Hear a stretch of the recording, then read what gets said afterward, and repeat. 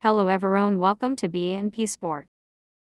La période d'ouverture a été tout aussi frustrante à regarder que prévu.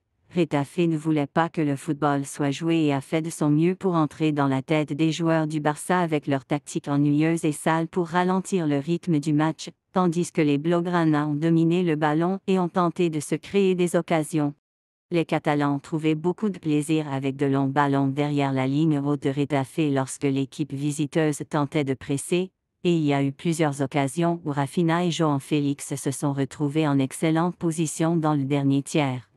L'un d'eux a abouti à un but, une longue passe parfaite de Jules Koundé a libéré Rafinha sur l'aile droite, et le Brésilien a eu suffisamment de temps et d'espace pour courir dans la surface et choisir le coin inférieur pour mettre l'équipe locale devant.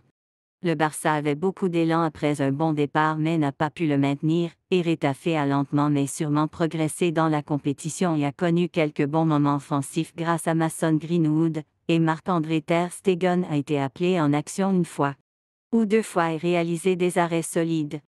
Les Blaugrana ont finalement rétabli leur domination et auraient dû être hors de vue vers la fin de la mi-temps grâce à deux énormes occasions où Rafinha a été libéré tout seul avec juste le gardien devant lui et Félix à ses côtés prêt pour une frappe facile, mais le Brésilien a gâché les deux.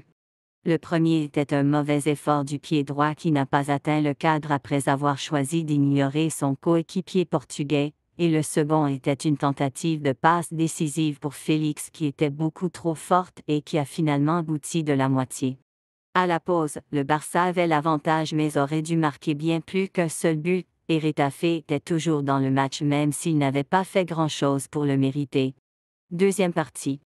Retafe a effectué un remplacement offensif à la mi-temps et a changé la formation en 4-3-3 avec des joueurs plus hauts sur le terrain et une tentative d'avoir plus de possession alors qu'ils cherchaient l'égalisation. Ils ont failli marquer moins de 5 minutes après le début de la période grâce à un tir lointain de Luis Milla qui a été stoppé par Ter Stegen sur le poteau, et les visiteurs semblaient prêts à revenir dans le match.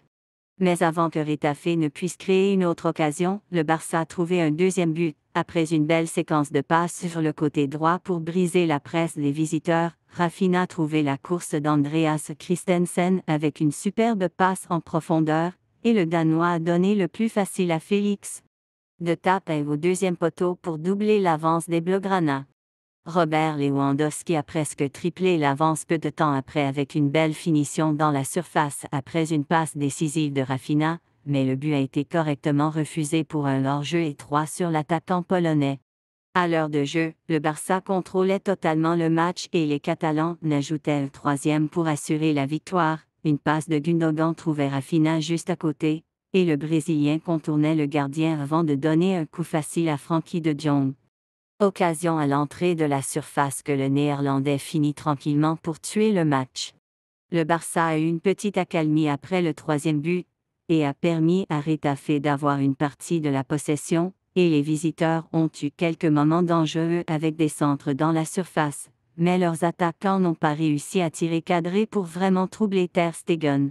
L'équipe locale s'est remise de cette période d'ennui et a repris le contrôle total du match. Et il était encore temps d'ajouter un quatrième but lorsqu'une passe en profondeur de Jong a trouvé Vitor Roque en tête-à-tête avec le gardien, et après le jeune attaquant le tir fut arrêté et le rebond arriva à Fermin Lopez qui ne put tout simplement pas le rater.